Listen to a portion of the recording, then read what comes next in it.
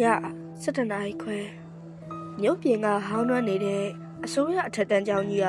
အမောင်အထိကြာနေတယ်။ညကျောင်းဆင်းချိန်မှုကျောင်းသားတွေအကုန်လုံးပြန်သွားကြပြီ။ဒါပေမဲ့တေဇဆိုတဲ့ကျောင်းသားလေးကတော့သူ့ရဲ့လွယ်အိတ်ထဲမှာအဖိုးတန်ပစ္စည်းတစ်ခုကျန်ခဲ့တာကိုသတိရပြီးကျောင်းထဲသို့တယောက်တည်းပြန်ဝင်လာပါတော့တယ်။ကျောင်းဝင်ပေါက်မှာအသက်60ကျော်ကျောင်းဆောက်ကြီးဦးဆန်အေးကလက်နှိပ်တမီကိုကင်ပြီးတတုံတုံတရင်ရင်နဲ့ရက်နေတယ်။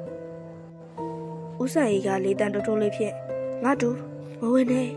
အခုချိန်ကသူတို့စတဲ့ချိန်ပြန်တော့မိဒီတဲ့ကိုဝင်သွားလို့မဖြစ်ဘူးတေဇာကတော့ဦးဆန်အေးကိုစိတ်ဖောက်ပြန်နေတဲ့လူကြီးတယောက်လိုပဲသဘောထားပြီးကျောင်းဆောင်ထဲကိုခတ်တက်တိုးဝင်သွားခဲ့ပါတယ်တေဇာကျောင်းဆောင်ရဲ့လေကားအထက်ကိုရောက်တဲ့အခါတကြောင်လုံးတိတ်ဆိတ်နေရမယ့်အစားထိုးဆန်းတဲ့အတန်တွေကိုကြားလိုက်ရတယ်တောက်တောက်တောက်ကျောက်တွေပုံပေါ်မှာစာရေးနေတဲ့မြေဖြူတန်တွေပြီးတော့ခုံတွေကိုရှေ့ရွှေ့နောက်ရွှေ့လှုပ်နေတဲ့အတန်တွေအဝေးကနေပဲ့တင်ထက်လာတဲ့အမျိုးသမီးတယောက်ရဲ့စာတင်တန်းတေဇာရဲ့ကြိုးရိုးတစ်လျှောက်စိတ်ငနေဖြစ်သွားပေမဲ့သူကတော့ဒါလေတိုက်လို့ဖြစ်မှာပါလို့ကိုအားပေးပြီးအတန်းထဲကိုလှမ်းကြည့်လိုက်တယ်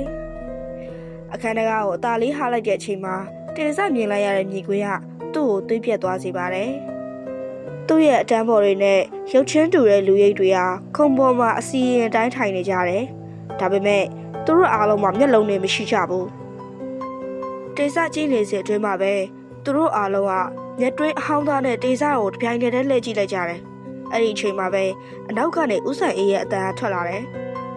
မင်းကပြောတာပဲသူတို့တွေကလွန်ခဲ့တဲ့စနေကကျောင်းကားပေါက်ပြီးတည်သွားခဲ့တဲ့ကျောင်းသားတွေသူတို့ကညတိုင်းဒီကျောင်းကိုပြန်လာပြီးစာသင်ကြတာငါအလောက်ကသူတို့ကိုဘယ်သူမှမနှောက်ရှက်အောင်စောင့်ရှောက်ပေးရတာတေဇာအထိတ်တလန့်နဲ့အနောက်ကိုဆုပ်လိုက်ရင်ဦးဆန်အေးကိုအော်ပြောလိုက်တယ်ဦးလေးကျွန်တော်ပြန်တော့မယ်ဒါတွေကမဟုတ်နိုင်တာတေဇာကျောင်းဘဝစီတို့အတင်းထွက်ဖို့ကြိုးစားနေပေမဲ့ဦးဆန်အေးကလှမ်းတာလိုက်ပါတယ်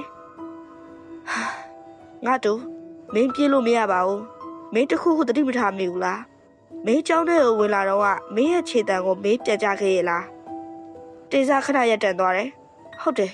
သူပြေးနေပေမဲ့ခြေတံတစ်စက်မှမထွက်ဘူးသူ့ရဲ့လက်တွေကိုငုံကြည့်လိုက်တဲ့အခါလက်ချောင်းတွေကတဖြည်းဖြည်းပြောက်ကွယ်ပြီးလေထဲမှာလွှင့်စိန်နေသလိုဖြစ်နေတယ်